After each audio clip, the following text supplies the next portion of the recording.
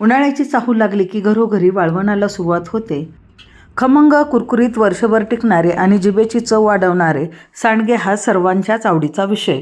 पौष्टिक तर आहेच, पण ऐनवेळी कोणी पाहुणे आले, घरात भाजी नसेल, त्यावेळी पटकन करता येतात.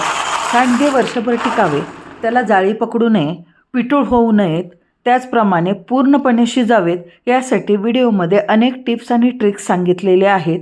त्यामुळे तुम्ही बनवलेले सांडगे हे वर्ष काय 2 वर्ष टिकतील. सांडगे गोल आणि पोकळ होण्यासाठी, त्याचप्रमाणे पटापट होण्यासाठी एक टेक्निक सांगितलेली आहे. त्यामुळे तुम्ही 1 किलोचेच काय अगदी 4-5 किलोचे सांडगेसुद्धा एकट्याने बनवू शकता, ते सुद्धा एकाच साईजचे आणि कमी श्रमामध्ये, हात खराब न होता. नमस्कार. आज आपण वाळवणी रेसिपीला सुरुवात केलेली आहे आणि आज आपण मिश्र डाळीचे सांडगे तोडून वाळवण्याची सुरुवात करत आहोत. नमस्कार. शोभाज किचन हेल्दी फूडमध्ये खूप खूप मनापासून स्वागत. आज आपण मिश्र डाळीपासून सांडगे बनवणार आहोत. त्यासाठी इथे सर्व प्रकारच्या डाळी घेतलेल्या आहेत. तुम्ही तुमच्या आवडीनुसार डाळीचं प्रमाण ठरवू शकता. मी इथे अर्धा किलो मटकीची डाळ घेतलेली आहे, 1 पाव पिवळी मुगाची डाळ घेतलेली आहे आणि 1 पाव चण्याची डाळ घेतलेली आहे. करायला अतिशय सोपी आहे. या सर्व डाळी मी वेगवेगळ्या घेतलेल्या आहेत आणि वेगवेगळ्याच भिजत टाकणार आहे, कारण आपण वाटताना या डाळी वेगवेगळ्या वाटणार आहोत. तर चला मग भिजत टाकूया. आता संध्याकाळ आहे, मी रात्रीच भिजत टाकणार आहे आणि सकाळी लवकर उठून वाटणार आहे आणि मग सांडगे बनवणार आहे. त्यामुळे काय होतं की ऊन मिळतं आणि सांडगे हे आंबत नाहीत. चण्याची डाळ घेतलेली आहे. चण्याची डाळ मी निवडून घेतलेली आहे. तर ही 2 पाण्याने धुवून घ्यायची, जेणेकरून त्याची पावडर वगैरे आहे ती निघून जाईल, धूळ निघून जाईल. धुतलेलं पाणी हे काढून टाकायचं आणि पुन्हा स्वच्छ पाणी हे करायचं. डाळ भिजवताना भरपूर पाण्याचा वापर करायचा, म्हणजे डाळ भिजवून वरती 1.5 ते 2 इंच पाणी येईल एवढं पाणी ठेवणार आहे, म्हणजे डाळ फुगण्यास मदत होते. या दोन्ही डाळी सुद्धा अशाच प्रकारे मी भिजत टाकणार आहे आणि ह्या आधी निवडून घेतलेल्या आहेत. अर्धा किलो म्हणजे 2 वाट्या मटकीची डाळ सुद्धा निवडून घेतलेली. आता ही स्वच्छ पाण्याने धुवून घ्यायची, जेणेकरून त्यातील धूळ, कचरा किंवा जी पावडर लावलेली असेल तर ती निघून जाईल. आणि जे पाणी आहे ते काढून टाकायचं आणि त्यानंतर स्वच्छ पाणी टाकायचं. डाळीमध्ये पाणी टाकताना भरपूर टाकायचं, म्हणजे डाळ बुडून 2 ते 3 इंच पाणी वरती राहील असं ठेवायचं, कारण डाळ ही भिजल्यानंतर फुगते आणि डाळ भिजवताना मोठ्या भांड्याचा वापर करायचा आहे. त्याचप्रमाणे मुगाची डाळसुद्धा 2 पाण्याने धुवून घेतली आणि भरपूर पाणी टाकून झाकून ठेवली.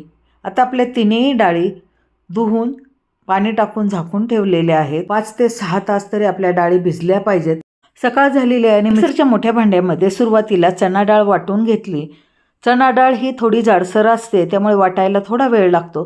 तर अगदी लागेल असं चमचा पाणी टाकून मिक्सरवरती ऑन ऑफ मोडवरती मी डाळ ही रवाळ वाटून घेतलेली आहे. फार बारीक वाटायची नाही किंवा वाटताना फार पाण्याचा उपयोगसुद्धा करायचा नाही. तर व्हिडिओमध्ये दाखवल्याप्रमाणे अशा प्रकारे थोडीशी जाडसरच वाटायची. ही महत्त्वाची टीप आहे आणि मोठ्या भांड्यामध्ये काढून घ्यायची. आता याचप्रमाणे सर्व डाळी ह्या वेगवेगळ्या वाटून एकत्र करायच्या आहेत. डाळी वाटण्यासाठी प्रत्येक डाळीला हा वेगवेगळा टाईम लागतो, म्हणून त्या वेगळ्या भिजून वेगळ्या वाटायच्या. वाटलेल्या डाळींचं मिश्रण खोलगट आणि मोठ्या भांड्यात काढून घेतलेले आहे.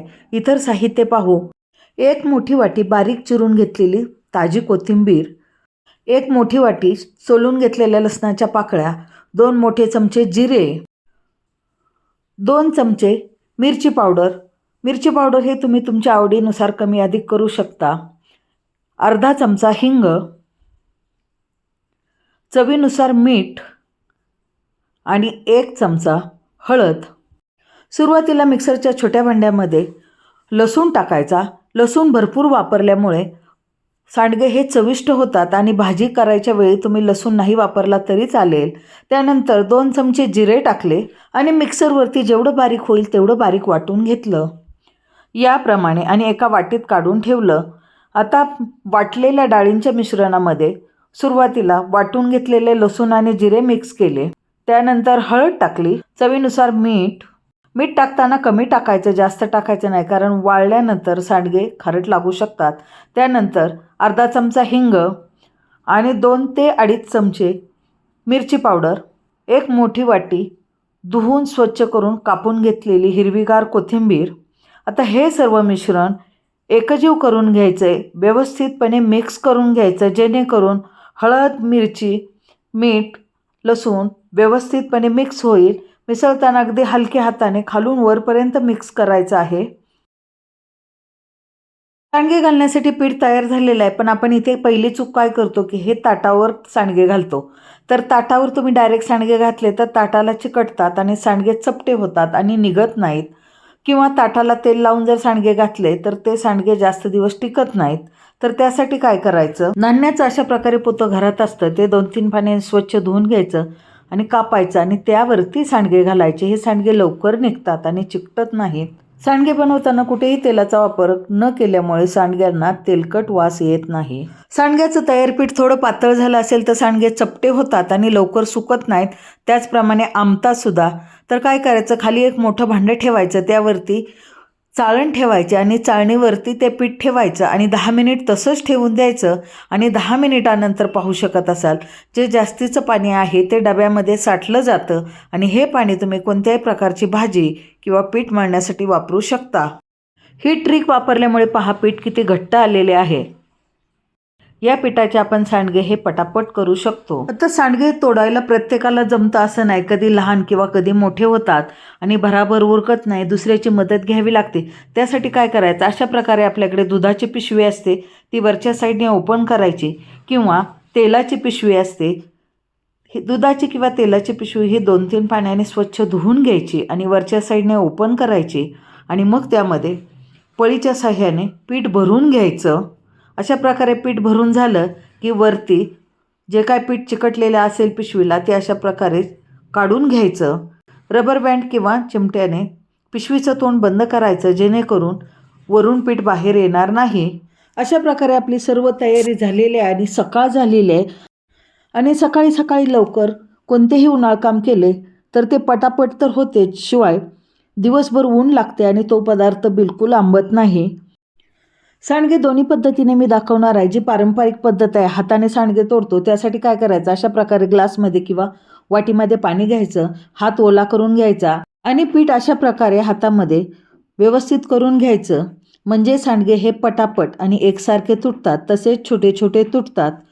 तुम्ही तुमच्या आवडीप्रमाणे छोटे मोठे सांडगे करू शकता. ज्यांना सांडगे येतात त्यांना काहीच हरकत नाही, पण ज्यांना अशा प्रकारे सांडगे तोडता येत नाहीत, कुठे छोटे कुठे मोठे होतात, त्यांच्यासाठी ही नवीन ट्रिक आहे की ज्याप्रमाणे आपण पिशवीमध्ये पीठ भरून ठेवलेलं आहे त्याचे एक टोक हे कैचीच्या साह्याने कट करायचं. आधीच टोक कट केलं तर पीठ हे सर्व बाहेर जातं, म्हणून अगदी सांडगे करायच्या वेळी कैचीच्या साह्याने छोटंसं सुरुवातीला टोक करायचं. पाहायचं तुम्हाला किती मोठा सांडगा पाहिजे आणि अशा प्रकारे अगदी छोटे छोटे सांडगेसुद्धा तुम्ही करू शकता किंवा थोडं प्रेस केलं की मोठे सांडगेसुद्धा येतात. तर मी मध्यम साईजचे सांडगे केलेले आहे आणि 1 किलोचे सांडगे अगदी 20 ते 25 मिनिटातच झालेले आहेत आणि अगदी एकसारखे झालेले आहेत. पाहू शकत असाल पटापट केले जातात आणि अगदी एकसारखे मशीनने केल्याप्रमाणेच होतात.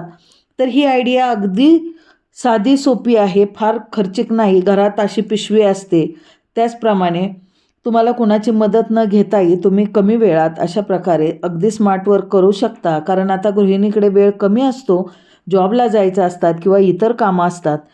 मी सकाळी लवकर सांडगे केल्यामुळे संध्याकाळपर्यंत बऱ्यापैकी सांडगे सुकलेले आहेत. हात फिरवल्यानंतर पहा किती पटापट सांडगे निघत आहेत, कुठेही चिकटलेले नाहीत किंवा तुटलेले सुद्धा नाहीत. पोकळ गोल असे सांडगे तयार झालेले आहेत. त्यानंतर 2 दिवस मी अगदी कडकडीत उन्हात सांडगे सुकवून घेतले. सांडग्यांना किंवा कोणत्याही उन्हाळी पदार्थांना कडकडीत ऊन जर लागलं तर तो पदार्थ वर्ष काय 2 वर्ष टिकतो. त्याचप्रमाणे सांडगे हे गोल आणि पोकळ झाल्यामुळे लवकर शिजतात. मी 3 दिवस म्हणजे सांडगे घातले तो 1 दिवस आणि त्यानंतर 2 दिवस सांडगे सुकवून घेतलेले आहेत आणि अशा प्रकारे आपले सांडगे तयार झालेले आहेत. हे सांडगे हवाबंद डब्यामध्ये वर्षभर टिकतात. सांडगे वर्षभर टिकण्यासाठी कोरड्या जागी ठेवा, त्याचप्रमाणे हवाबंद ठेवा आणि ज्यावेळी अचानक पाहुणे येतात, भाजीला काय नसतं, त्यावेळी या सांडग्यांची सुक्की भाजी किंवा रसाभाजी बनवू शकता. अशा प्रकारे टिप्स वापरून जर सांडगे बनवले तर ते पटकन शिजतात. तर आवडली ना आजची सांडग्याची रेसिपी? जर आवडली असेल तर व्हिडिओमध्ये सांगितलेल्या प्रमाणामध्ये सांडगे नक्की करून पहा. आणि रेसिपी खरंच आवडली असेल तर जास्तीत जास्त लोकांना शेअर करा, लाईक करा.